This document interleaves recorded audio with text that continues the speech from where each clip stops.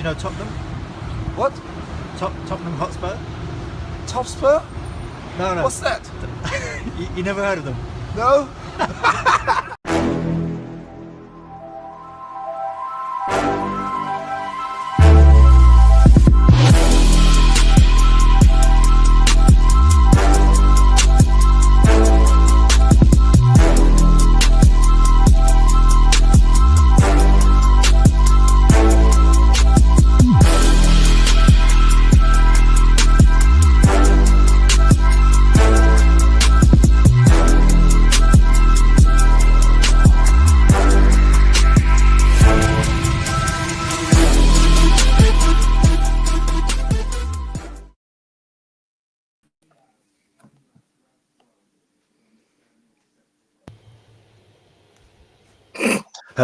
Hello. How you doing? How's everyone doing tonight?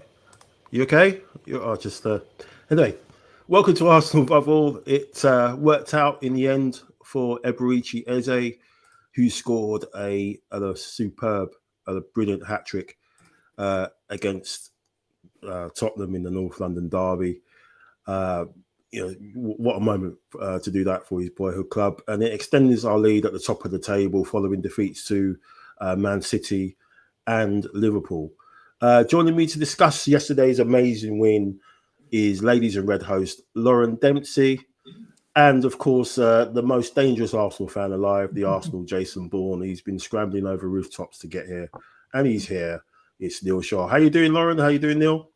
Great, thank you. I feel like royalty. Can I tell you why?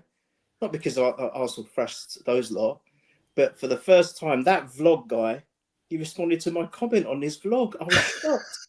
I'm like, I can die a happy man. Dan, the man. Love you, sir. Love you. Oh, good stuff. No, it was great. It was hard to hear what was going on. It was so noisy there. But yeah, thanks Daniel again for doing that. It was really good short vlog. You got a taste of the atmosphere and how happy everybody was. And it's great to get you two back together first time this season. And as well, obviously in happy circumstances. And Lauren keeps her unbeaten streak going. I don't think she's ever appeared on a show where we've lost. So on that note, I'll make an important announcement.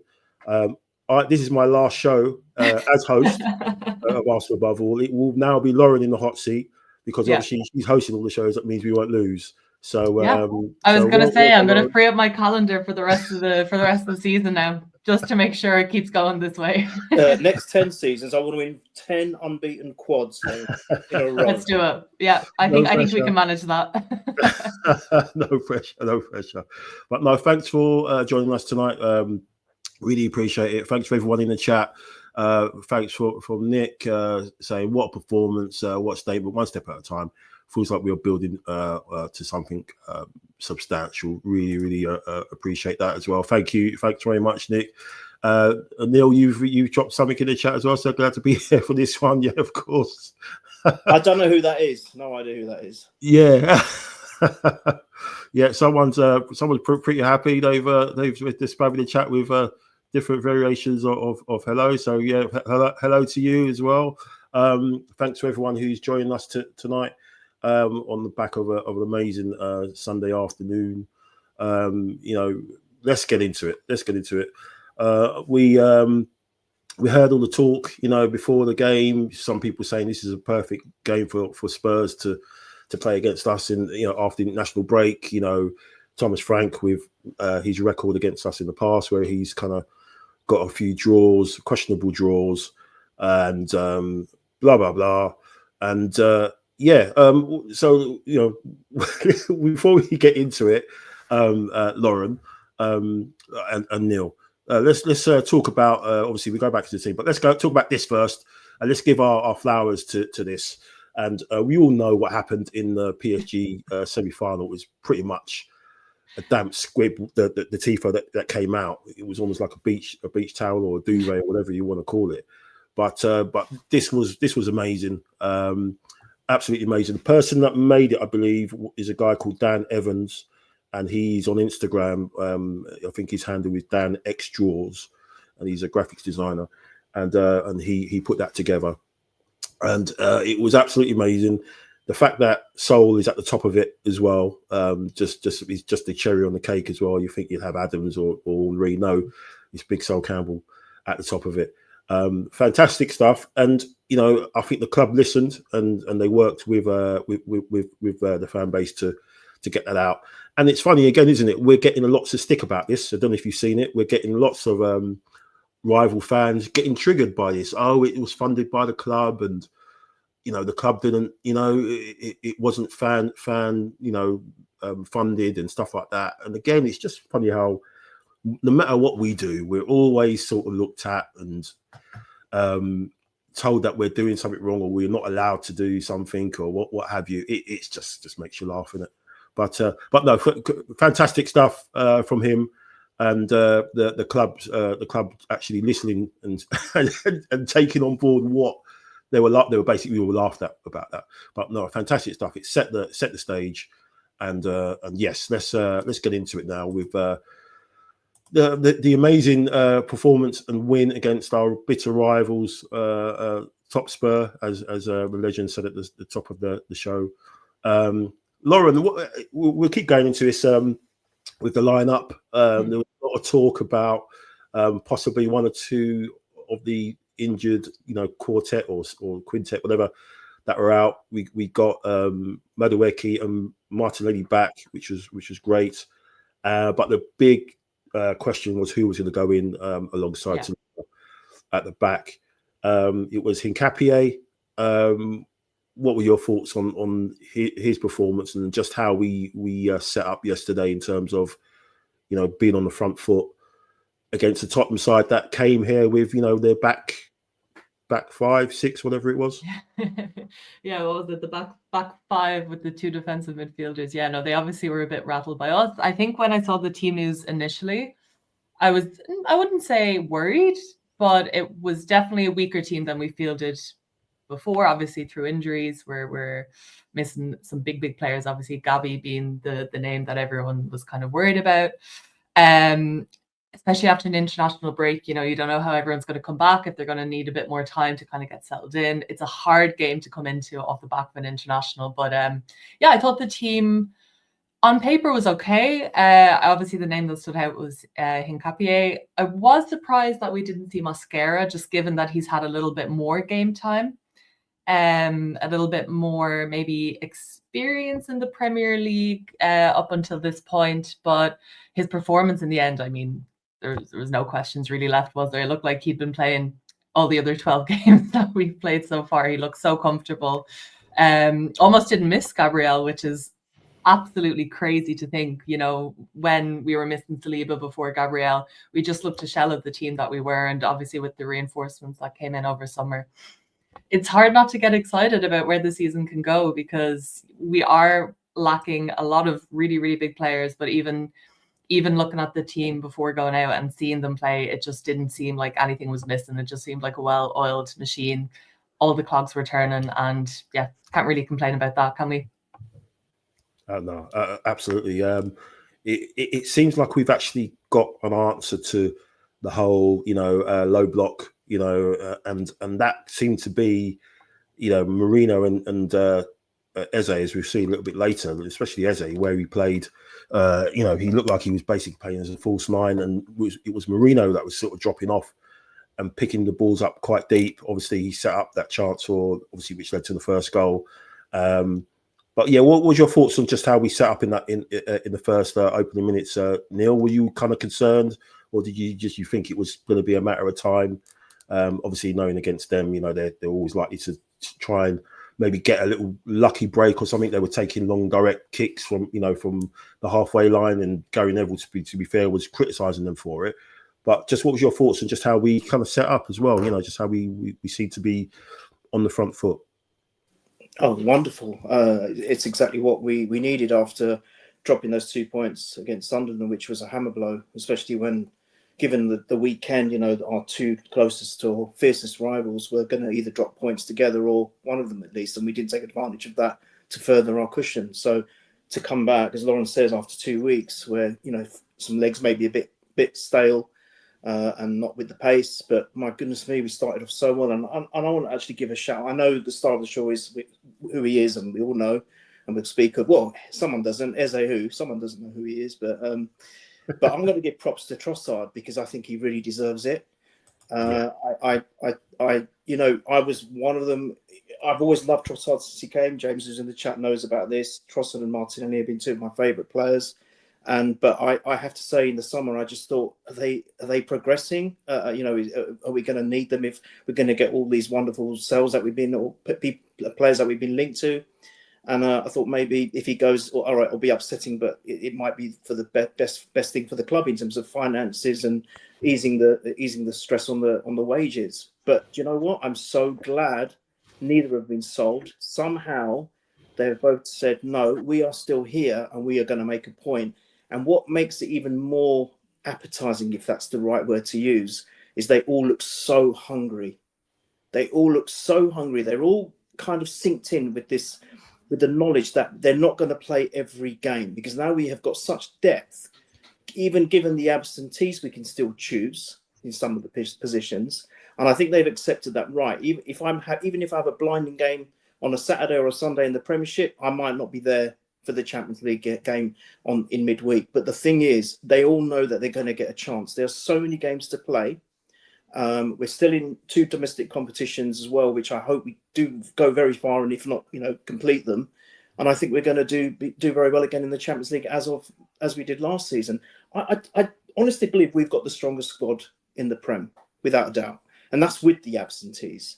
And the other thing I want to just say quickly, I know I probably not even answered your question, but I want to say that given the absentees, look how we absolutely destroyed them, even though we didn't even come out of third gear. Yeah. I'll say this again and again and again. How many times do I hear it? Yeah, but the opposition weren't at the races. They didn't put up a fight. They weren't up for it. No, we made them look rubbish. We started off on the front foot. We created chances right from the get-go, in my opinion. And as I said, I think Trossard was intrinsic in a lot of it. Even I think the second goal, he was found on the right-hand side doing his thing.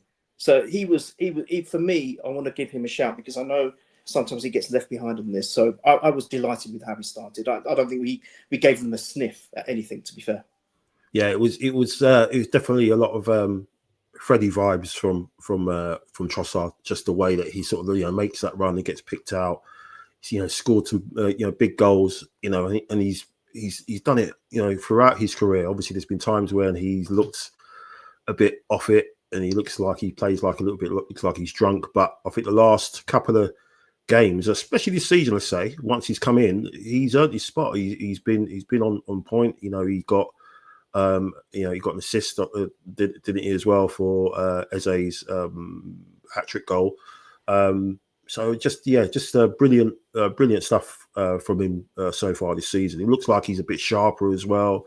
He took a knock in the first half, And it looked like he was going to, he was struggling, but he obviously came on and he scored the opening goal. But you're right, it is a squad game. And the thing that you hope, Lauren, is that obviously we've had so many bodies out, as we know.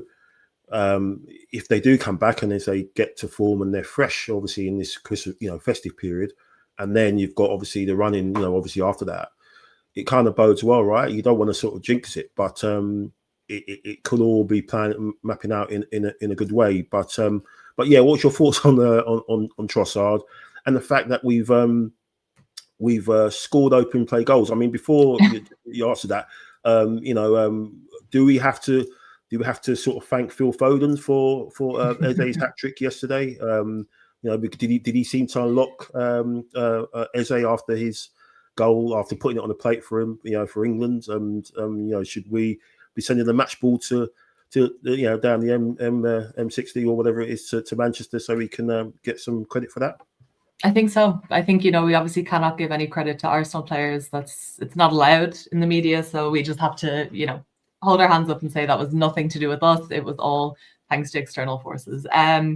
No, and I think, the joke about, there's not going to be any Gabriel. I know I keep harping on about it, but everyone was saying, okay, where's the goal going to come from? Because he's always the one who scores against Spurs. He's always the player of the match, And I think we just showed a completely ruthless side yesterday. And I think, honestly, you mentioned at the top of the show, like that atmosphere, even watching it on TV, like I wasn't there, but it just seemed like everyone in the stadium was so hyped for the game. I think maybe the international break in between, everyone was so excited for it.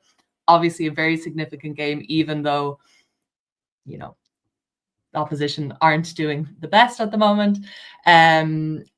It just had this atmosphere about it that felt like a really, really big game. And it looked like every single player went out wanting to fight for it. And I think the point that Neil made about, players coming in, players having to prove a point, especially now with injuries, that kind of thing. The performance I saw from Eze yesterday had me really questioning, when Odegaard is back, does he get straight back in the team or not? I don't think so. Yeah, I see Neil shaking his head there, and I can't see it because he just adds, he's doing everything that Martin Odegaard did 2-3 seasons ago when we were singing his praises, saying, he's going to unlock different things for us. Obviously, he's gone through a bit of a rough patch with his injuries, lost a bit of form. But I think, we're in an amazing position where we can be ruthless and say, look, we have the leaders on the pitch that we don't need to automatically bring our captain back. Obviously, Saka has been doing a fantastic job as well. I think he's really stepped up and led the team very, very well. I love to see it. I just think there's nothing Saka can do that's wrong in my eyes, and I'm sure everyone will agree. But I think I actually can't even remember the initial question now. I've kind of gone on a bit of a rant there. But what was it again? I do it all the time, Lauren. I never even. It doesn't matter. It doesn't matter. It was just on Trossard and how you think that he's how his season has started, and I think you could say maybe I think Brennan said in the comments here. Basically, he said, Brian, saying the Trossard experience proved valuable, but agree with Neil. Everyone looks hungry. Showed when Declan gave Simmons a little nudge to his head. Yeah, and Brenny's also said, Trossard is playing well because of more competition in the squad. Do you think that's pretty much basically what it is, Lauren? Because anyone that comes in now knows that if I play well, I could stay in, but I have to play well to stay in. If I don't, then I'm on the side. So is that pretty much what it's boiled down to? I think so. And I mean, if you look at the numbers, I think Trossard has the most goals and assists, which I don't think anyone would have expected at the start of the season, given his limited game time with the competition with Martinelli. He has this hunger about him this season, and I think it's phenomenal. I also think Marino had a phenomenal game yesterday as well. We kind of expected him to play a little bit, I suppose, the false nine that he has been doing, but like you said, he played a bit deeper, and I think that dynamic works so much better because he's a very clever ball player. Yeah. He's a good finisher. I think he gets in the positions, this hybrid midfield striker, whatever he is, kind of an all-round talent, jack of all trades. But I think he played exceptionally well yesterday, and I think that was another standout performance that I had for sure. Yeah, good. Can I also just one thing about Trossard? You guys already know it, but I think it's 8 starts, 8 wins when he started. So 8 times he started, 8 wins. So what can you say? You've got to give the man some props here. He's part of it. He's an integral part of what's going on here, I think. Yeah, he's had an outstanding start to the season, and just a shame that goal against Sunderland a couple of weeks ago, didn't end up being a winner. It deserved to be, but he's been outstanding. And I think you're right. We have to give thanks to Andrea Berta for his work in the summer. Him reviewing the squad from outside, looking in, realizing that we needed a few layers of depth, and that's definitely pushed us on. And we're now our depth is the envy of everybody else in the league, because that's what everyone is talking about. Let's just dip into the chats. James, how you doing, James? Saying Neil's trying to be on fire like Eze was on the pitch yesterday. Keep your eyes on him, Mike and Lauren. Yes, of course. As soon as the stream's up, he's gone. Like I said, the SIM card's in the bin, and he's just going to ghost everyone until he's called again to appear on a podcast. James again.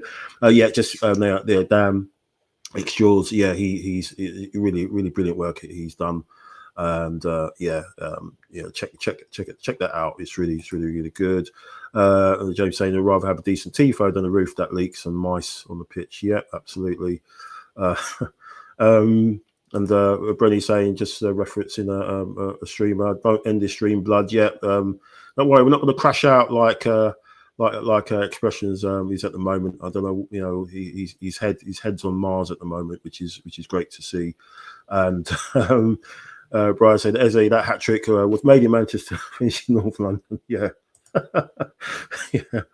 Eze's better footballer than Odegaard. Odegaard will walk back into the tent. Yeah. I mean, the thing is, what people are saying as well, because he played in his false nine, he could actually play. He can play there, and have Odegaard behind him, in a sense. Then you've got the defenders haven't got anybody to mark. They're just going to have to deal with runners, a little bit like what Trossard did for the first goal. So that's another way to get round teams.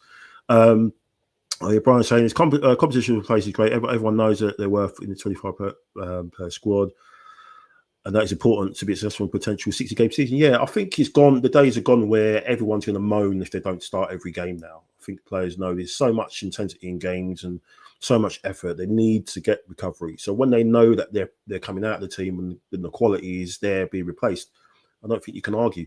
To be fair, look, that's what City have done for the last few years. You've never heard anybody really argue about playing time, because they realise that that's the name of the game. It's having a good squad, having good players, and if good players you're surrounded by good players, you're going to be kind of happy. If you're getting replaced by someone who isn't on that level to you, that's where you're thinking, oh, well, why has this guy played ahead of me? So I think we're going to be fine. And I just wonder what Arteta's going to do if he ever has a full squad. I mean, what the hell is he going to do? Who is he going to upset to keep out? That's when it's going to maybe cause some problems. But yeah, just touching on the performance. Obviously, we've had a lot of flowers from certain people, Neil, and some people are trying to put it on us again, saying, it's ours to lose and everything now.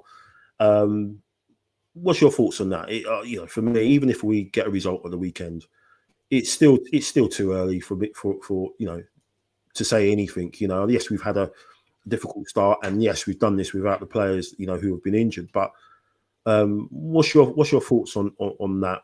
People now kind of turning and trying to say, oh, it's ours to lose, and all that other nonsense. Well, if you ask me, of course, I'm going to say we're going to win 4 cups this season. So I'm probably the worst person to ask. But no, seriously, I think I won't get ahead of myself like I did the last 3 seasons, and only to be bitten right at the end and end up runners up. So I'm not going to say it's a guarantee. Nothing's a guarantee in life, as we all know. I think what is different is, firstly, we have got the wind in our sails. That's the first thing. That's why this win was so crucial in my eyes, because can you imagine dropping the points at Sunderland and then again against Tottenham? That may have put a few seeds of doubt in maybe some people or some players, even the management. You never know, but this win has given us that lift again. And I think we could go on another 10 run streak. Who knows? I know we've got a very difficult, even the next 4 games are difficult. We've got Chelsea, we've got Bayern Munich, we've got Brentford, we've got Villa away, I think. They're not easy. Yeah. And no, there is no such thing as an easy game in the Premiership as well. Of course, we all know that. But what we have got is, I think we've got this desire and hunger and belief, not just individually as the players themselves from their point of views as individuals, but also in the collective. And I think they're really in sync with Arteta's vision. I think Berta has got a lot to do with this. I think he's not only chosen good players, but maybe he's chosen players that understand what they're going to be walking into. So they're going to think that, okay, you're this good. Like you asked Lauren about, Hitachi. Why, do you think, and I think you're right, Lauren, saying, there was even I thought maybe why isn't Mosquito playing? But what that suggests to me is Arteta has now got that belief that all his available squad, he can trust them all and he can play them all. And this guy, especially, he's spoken so highly of him. I mean, he's worth over 50 million or something, isn't he?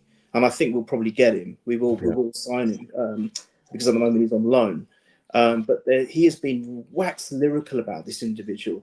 And he showed it. Like I was saying when Saliba was out and Mosquera came in, you didn't think that Saliba was missing. And it's exactly what Lauren said. He's coming for Gabriel. You don't even think Gabriel's missing. So what a defensive unit. And we're not even touching on Calafiori, Timber, who's, I think, been the best player of the season. We're not even touching on players like that. Miles Lewis-Skelly. And that's another thing. Look at Miles Lewis-Skelly reaction. And he got, 3 minutes? And yet he was so happy at the end. That's the difference. That's the difference. And it's all of this. It's like all the stars are aligned. And yes, we can't say that we're definitely going to win it. But what we've got is momentum. We've got belief. And I can't, the way I'm watching us play, I can't think of a team that can beat us. And I'm not just saying that with arrogance. I'm just being realistic. Because I used to think that of Liverpool. I used to think that of Manchester City. I thought, who's going to beat these guys? I've said for our invincible record, at times in the last few seasons. And if it weren't for that loss against Liverpool, which was just one moment of magic, we'd still be unbeaten now. And who knows? Who knows? So I think the omens are good and the stars are aligned. And I think this is a really good chance to win it. And what fundamentally we've got over the last 3 seasons is experience and maturity from all the players as well.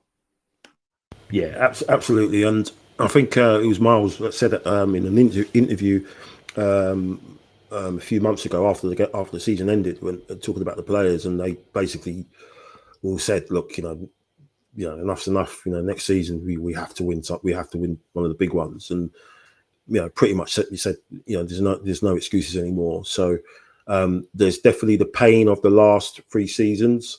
They're human. They hear everything, they hear all the comments, all the trolling, the banter, radio shows, whatever saying stuff about them. And if they don't see it on their feed, their friends and their family, and we'll be talking to them about it and telling them what's what, and say this is what people are saying and stuff. So they've got that sort of momentum, not motivation, I should say. That's not the only motivation. Obviously, is professional pride and everything, and how good they are. But yeah, I think you're right. I think this season, the pain of the last couple of years has definitely been it's going to be the reason why we get over the line this time. But having said that, I mean, you mentioned Timber. I mean, again, I don't know what more you could say about this guy. I mean, he's absolutely ridiculous.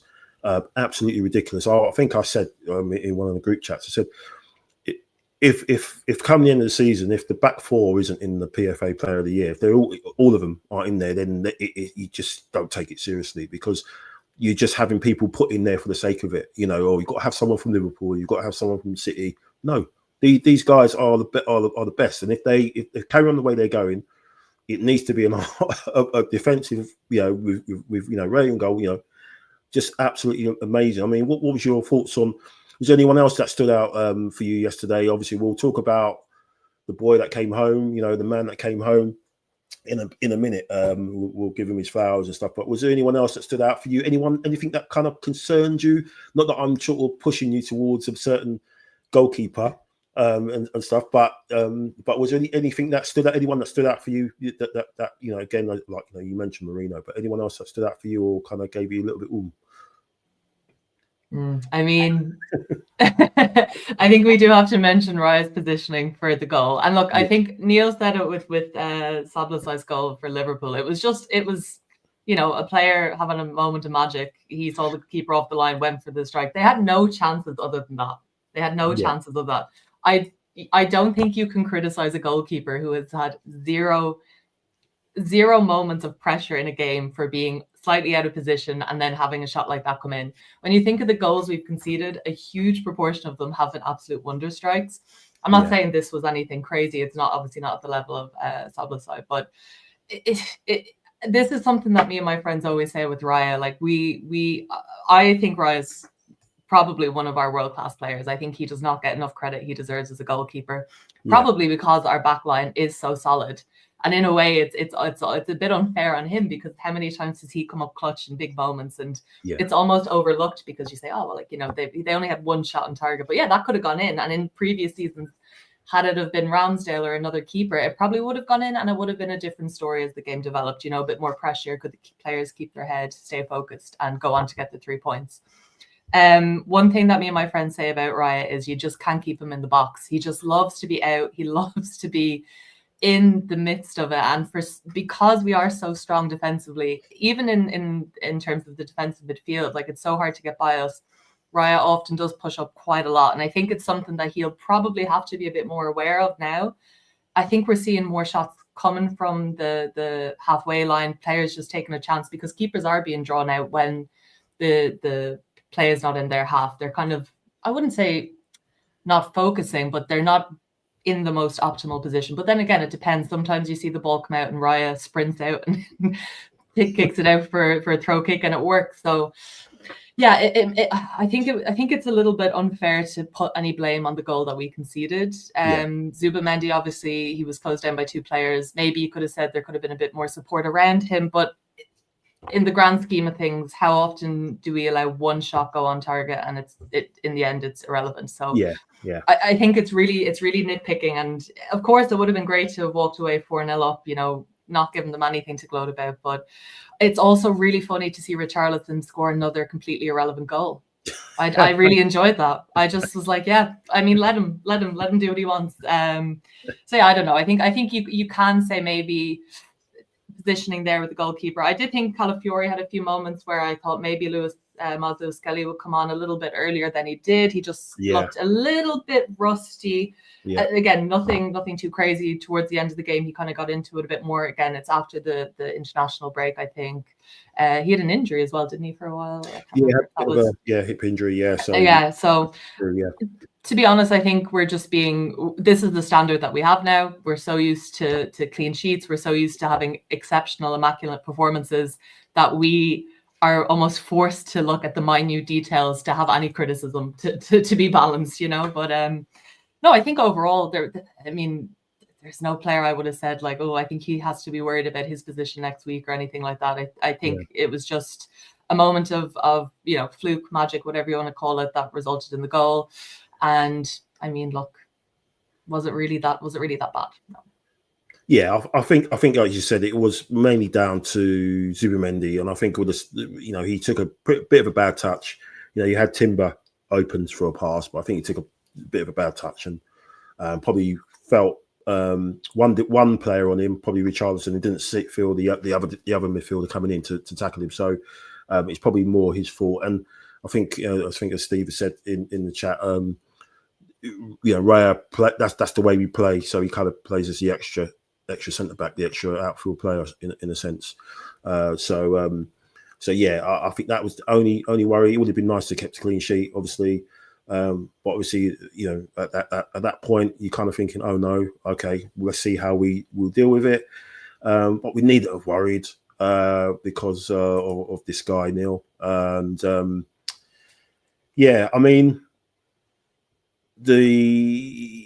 what's the word I'm looking for? That's not the word I want to say, but the joy that the Arsenal fan base felt when he signed was up there with I can't remember in modern times of signing a player. Maybe Declan Rice. We were really elated when we got Rice because of the player that we needed in that sort of, and the statement it made, because it was over 100 million.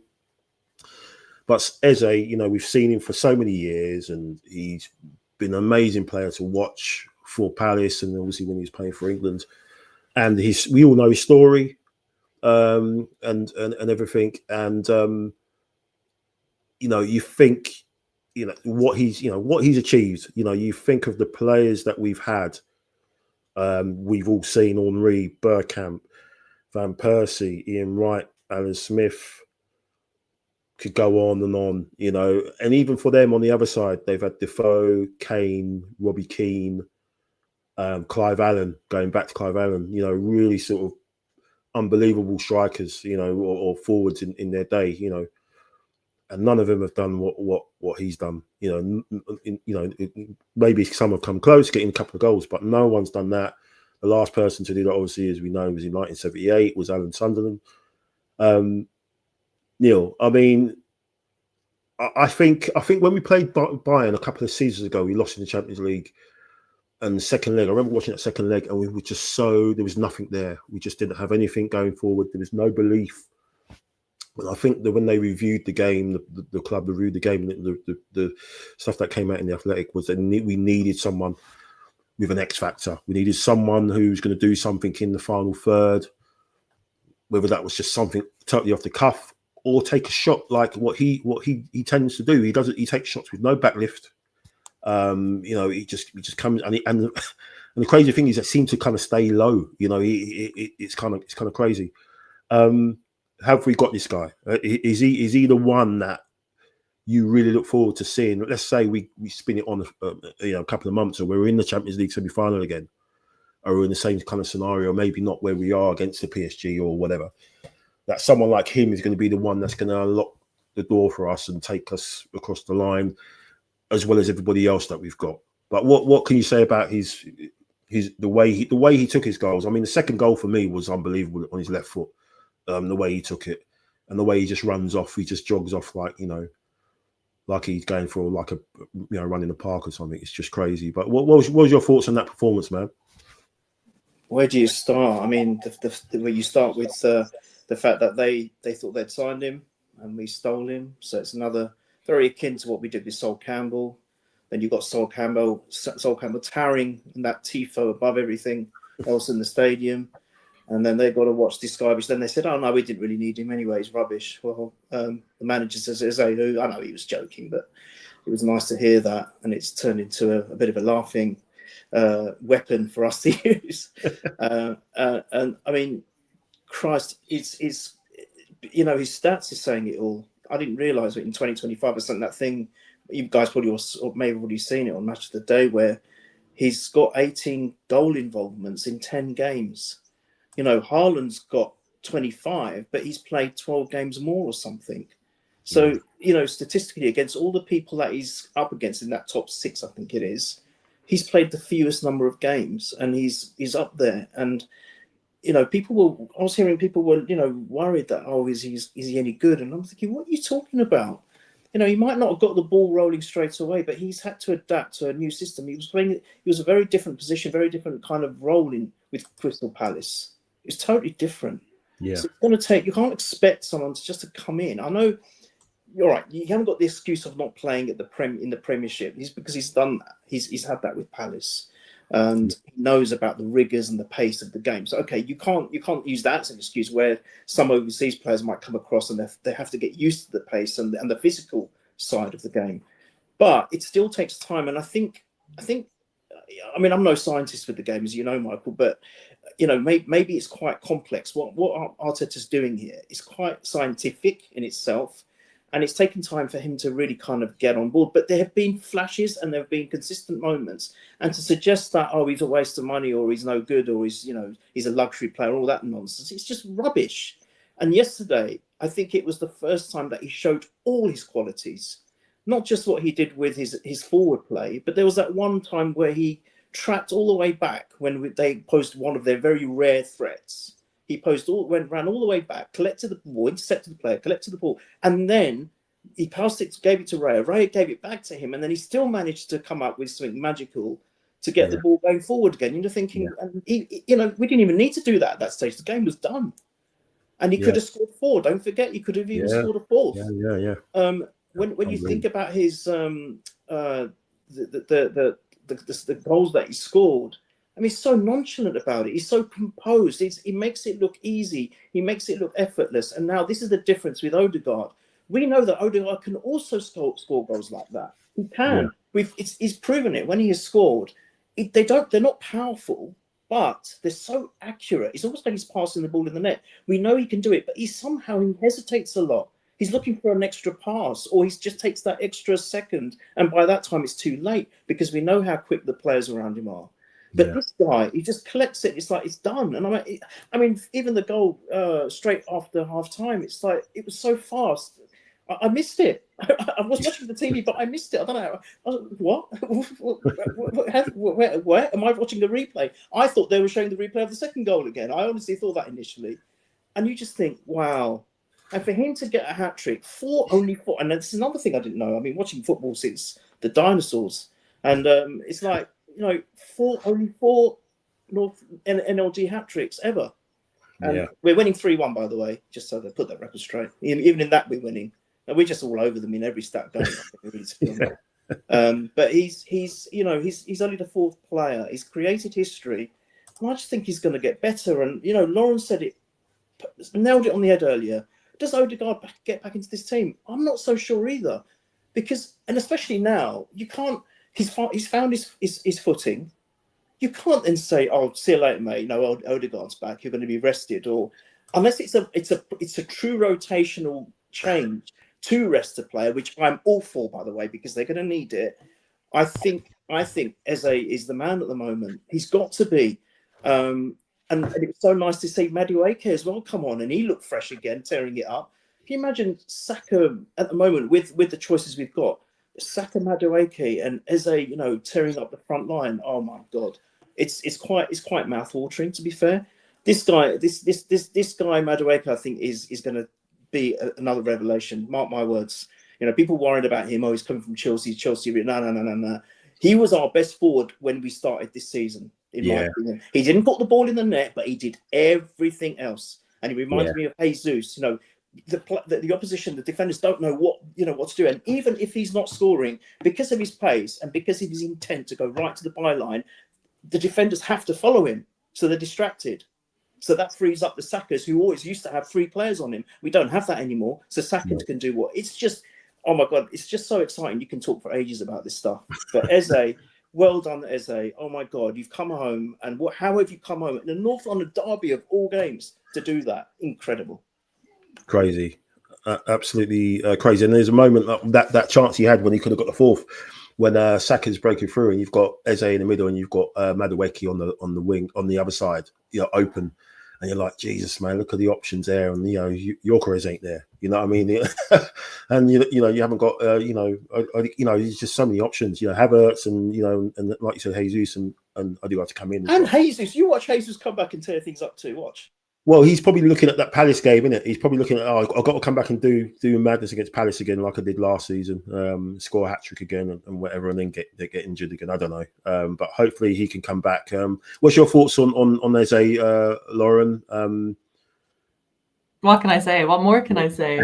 It was phenomenal. I said before the game, I was like, I bet Eze's going to score. It's just such a storybook thing, He scored against Palace. I think we're going to see something again today. He's going to get a goal here, He was linked with them, obviously. And my friend was like, yeah, probably, maybe even a brace. Never did we think he would get a hat-trick.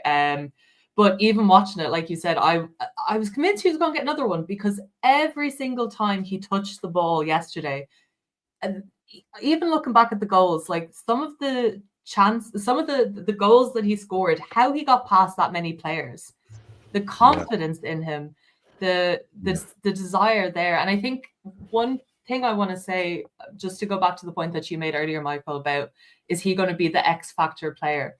I think we're in a really lucky position where we're not relying on one player. We don't have Haaland. We don't have that one player who we need to be fit, or else it's disaster. We don't have a plan B.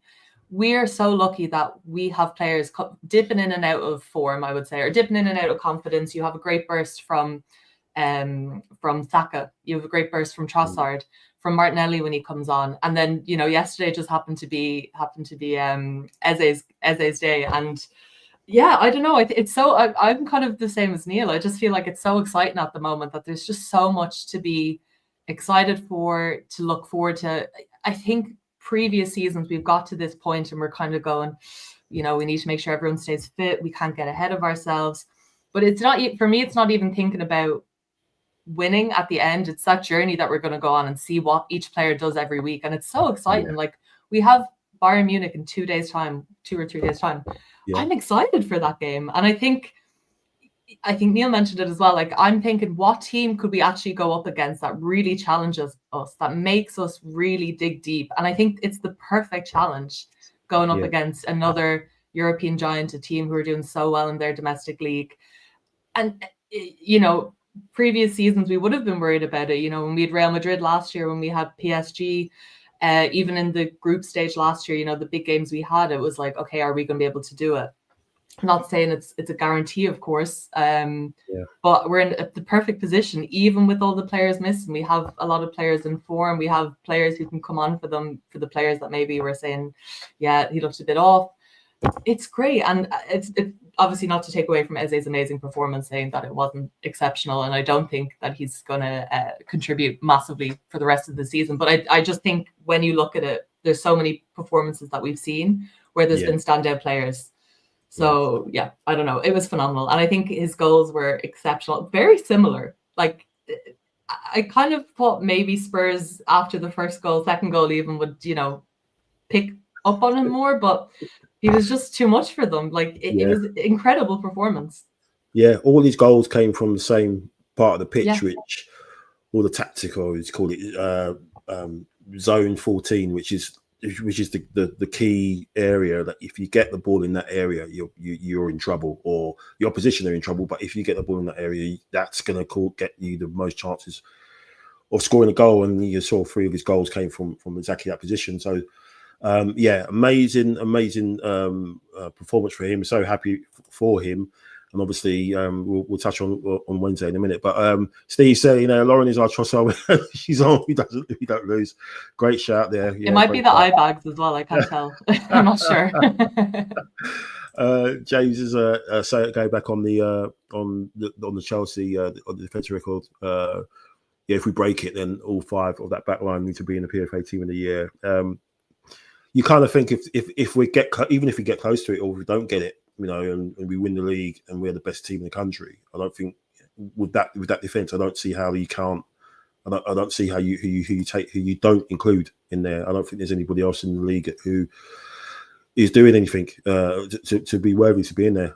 Brian's just saying, just think with the new additions and the players that we've gone through, the disappointment of last seasons, it's a good mix to drive each other. But a big shout has to go to Gabriel Hunter. Yeah, absolutely. Yeah, you see him there on the touchline, and he's proper wants it, and he's definitely brought the touch there. I think he's actually calmed Arteta down somewhat, which we never thought was possible.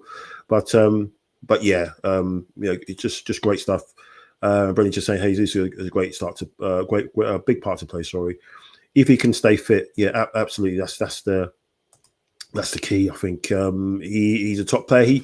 He's been training, hasn't he, for the last couple of sessions. So fingers crossed. I think Munich might be obviously come too soon for him, but again with the fixtures we've got coming up in December, I'm sure he's going to feature in maybe the Villa game or the Champions League games. I mean, it's just great that we've got we're getting players back as well. And Steve's saying, as touching on what you said as well, we have a team of X Factor players now. I know.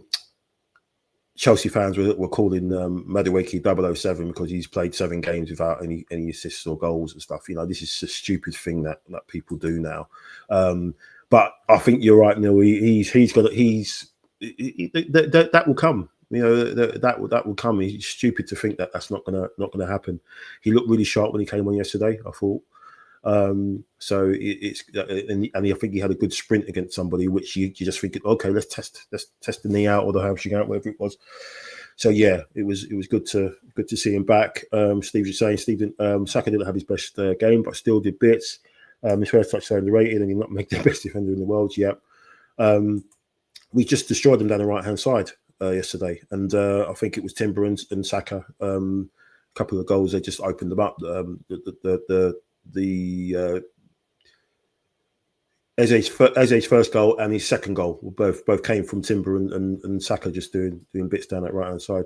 Brian saying Munich and Kane will be concerned as we are now thou shalt not pass attitude. Yeah, that definitely came from Hincapié, who has experience playing against Bayern, of course, hasn't he? He's played in Germany as well. How you doing, Nick?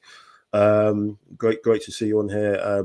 And Brady, the Arsenal historian, the walking Arsenal wiki, is Arsenal's record in conceding goals was 17 yet in 98-99. Didn't win the league that season as well. Yeah, so yeah, it's Premier League, isn't it? You know, the football started when the Premier League started. That's what we get told. Let's just have a quick look at this. Mark, before you do that, just go on. Because I'm greedy. Can you imagine if Eze had got the fourth and Rice had scored from his assist, which was blooming good as well, that little chip? Who would ever get 4 goals and an assist in a North London derby? It's just unheard of. That's how good he was. Yeah, it's just like you can keep going on and on about the ball. It's just incredible. Yeah, and you can kind of see from this heat map as well where he played most of his football yesterday, and it was in that sort of false 9 position. So, he's definitely going to be. You know, it's almost like we're a Swiss Army knife team. You know, because a lot of people will say, "No, it's going to be Marino up there," and I think you mentioned Lauren. The fact that he's such a clever player that he can drop off and keep the ball ticking over. And one thing I did like about Marino, which I've noticed, is I think we all noticed when he first came. He looked like he was playing out of his arse after 20 minutes. He looked like he wasn't used to it at all. But he does look like he is absolutely used to the blood and thunder of the Premier League game now. He's running around. He doesn't look like, his fitness looks like his conditioning is really sorted out. So that's some great stuff in that regards. Obviously pushing on. As we go into the rest of the season, Nick saying, out of our returning players, who are you most excited to see and or combination of? Good question. What do you think, Lauren? I'm very excited for Havertz to come back, and I think with a lot of the attacking players that we've had, I think he can really feed off them very, very well. Obviously, all the talk this season has been about Gyökeres. He's obviously picked up an injury, and I wouldn't say that we were missing him, but you did miss his presence. He's very strong up front. Maybe that's something that we're lacking.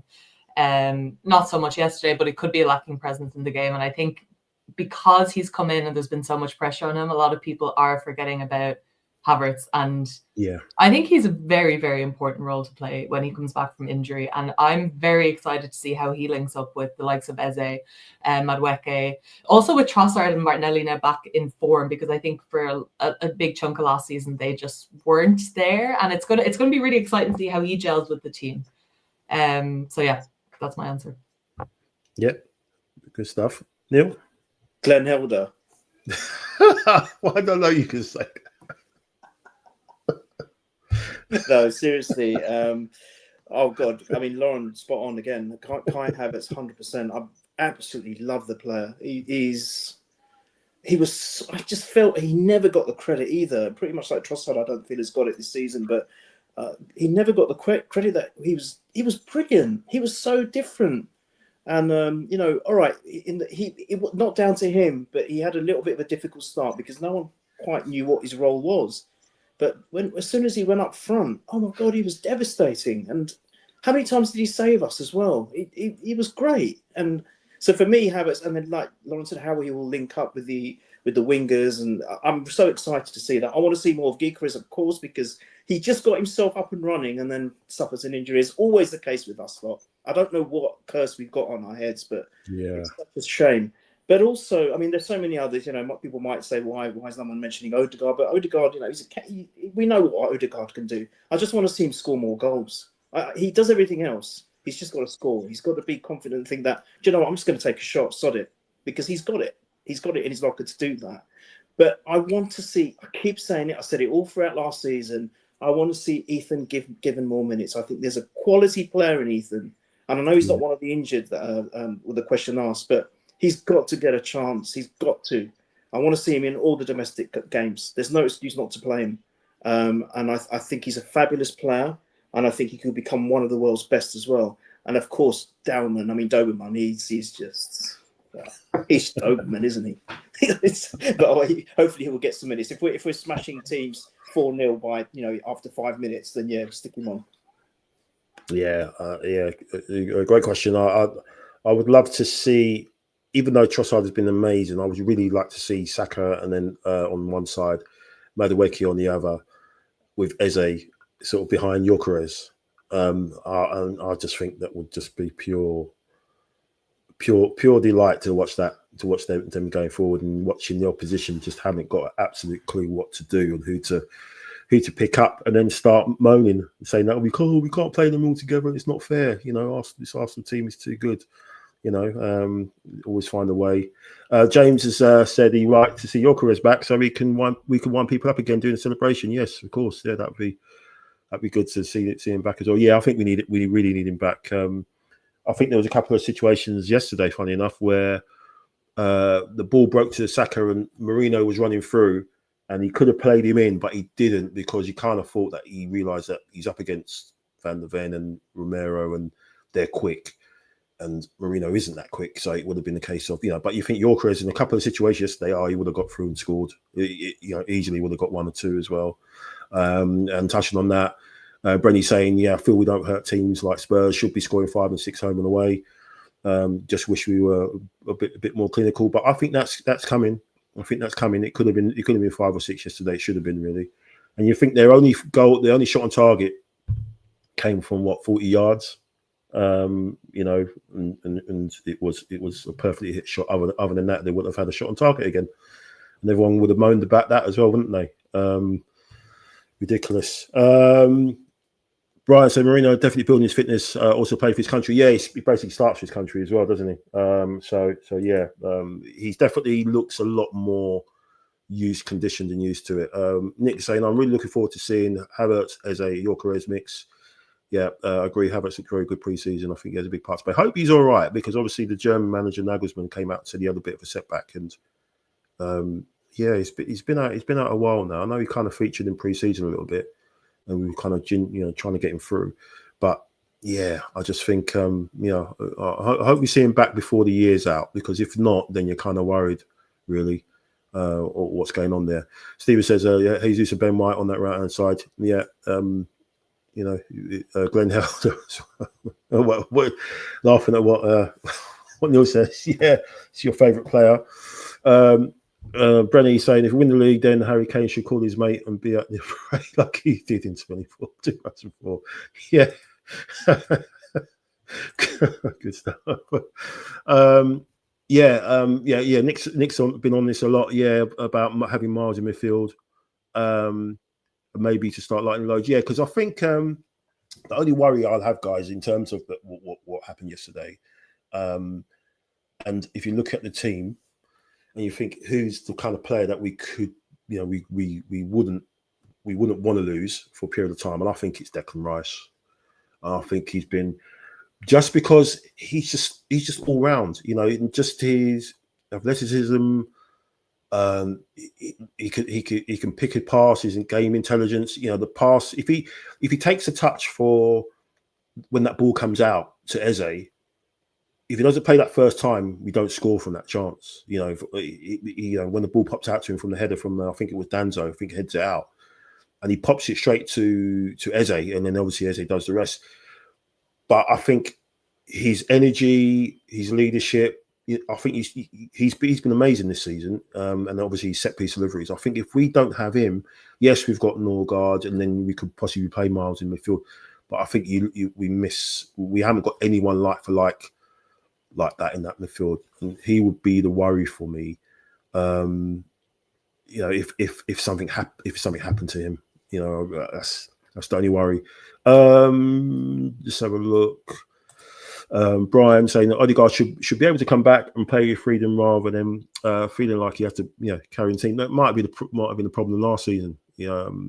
Especially with Saka's injury and Ben White's injury. So he was the creative, the creative guy, wasn't he? But yeah, it's going to be interesting. James saying, Declan Rice absolutely mugged off Whoopi Goldberg yesterday as well. Yeah, I was waiting for that one. Whoopi Goldberg, what he doing with his Barnet? And he was bigging himself up, saying, "Oh yeah, it's going to be a really good game," and stuff like that. Yeah. Absolutely brilliant stuff. Yeah, Rice definitely wanted to eat yesterday. Yeah, brilliant stuff. Before we go, we obviously have a quick glance at the table. Obviously, we've got Bayern in the Champions League on Wednesday, and so it's like first versus second on Wednesday, and it's first versus second on Sunday. Funny that. So we've got that to deal with. Looking good at the moment, looking really good. Again, if we could just get a result, Chelsea need to win, don't they? More than us, we don't need to go crazy. But I think Chelsea got a bit of a bee in their bonnet. I know Casado has. He says they're better than us when we beat them 1-0 last season, saying that they were the better team and blah blah blah and world champions. So let's see what they're all about. And just before we go, we've got Bayern and we've got a reunion between these two guys, and it's going to be very interesting. I mean, Eze this weekend with what he did, and Elise, look what he did this weekend as well. So it's going to be a special game. I think they're going to be one of the very few teams that are just going to come out and actually try and play us a game of football rather than low block it and try and just break away and maybe just nick one and stuff. I think it's going to be a really really a good game, and because of the format of the Champions League, a draw isn't a bad result. It is a bad result. I just think as long as we go out there and we play, I think there's going to be rotation. I think there's going to be a lot of rotation. I think in that, because I think he basically played. Eze played 90 minutes, didn't he? He didn't sub him off. So I think he's going to have a few, 3 or 4, I reckon, are going to come in, and I think the 3 or 4 that come in are going to be good enough to play. But what's your thoughts on that, Lauren? Are you looking forward to that as well? I mean, because everyone we played at home this season has just been low block, hasn't it? So. Mm-hmm. No, I am. I kind of wish that I was a neutral watching it, because I think it's going to be an amazing game of football. Obviously, as an Arsenal fan, there's a lot more, bit more investment into it. I think it's going to be a great game. Obviously, I said, I feel confident going into it. That's not to take anything away from Bayern Munich. It's going to be a challenge. It's going to be tough, but I'm excited to see how the players go into it after what we had on the weekend. And I think almost the atmosphere that was built for Spurs was almost to kind of get the atmosphere to carry on to Wednesday night as well. So it feels like a really big week. Obviously Spurs, Bayern, and then Chelsea again. It just feels like it's all coming. It's all happening. It's obviously just a random week in November, but towards the end of the season, it could be a big one. If we came away with 9 points from all those 3 games, puts us in a very, very nice position, And I don't think that we should be going into it looking for a draw. I don't think anyone is willing to accept that. Obviously, it will depend on the game and how we play. But having seen the performance that we've had, how we've performed in Europe so far, I think we should be going in saying, we are more than capable of facing this Bayern Munich team. And also, the hurt that they caused us 2 seasons ago. A lot of the players will be carrying that. Yeah, for sure. I think we're going to see Saka have a lot of fire in that game. That's my prediction for it. I think so. Yeah, you like yourself, Neil? Or another step towards the quadruple? Of course. I think it's going to be a really tough game. I mean, it's the top 2, as you said, and it's not going to be easy. I think they're going to be up for it, but I'm glad that we've got the home advantage for this one. Straight after a North London derby, we've got the home advantage, and then of course we've got Chelsea to think about. So it is that makes the game even harder, if that makes sense. Sandwiched between two London derbies. That's another thing. We get so many London derbies. The cities of this world, Liverpool. So many derbies are there? 2, 3 a season, if that. You know, we really should play a derby every other week. You'd say maybe even more so. So, you know, that's an extra thing for us to be able to to cope with, and the demands of that is challenging in itself. I think it's going to be a tough game, but I think we're gonna win. We're gonna just edge it 4-0. I think. Well, we look. No one expected that of us against Atletico, and we took them apart. True. And that would do. I think if the crowd, the home crowd, if they're up for it, anything like they were against Tots, who's that team? Hotspur. What's that? Yeah, what's that? That one. If it's anything like that, and the home crowd, you know, they've got to really make that a very oppressive stadium in the middle of the week. They really have to. I think that will count for a lot. And I don't think anyone gave us a shout of dismantling Atletico the way we did. Who's to say we can't do that? And it'd be nice, wouldn't it, to beat them lot and then to beat him, his former club, and do it again 2-3 days later. 4-0 is my prediction.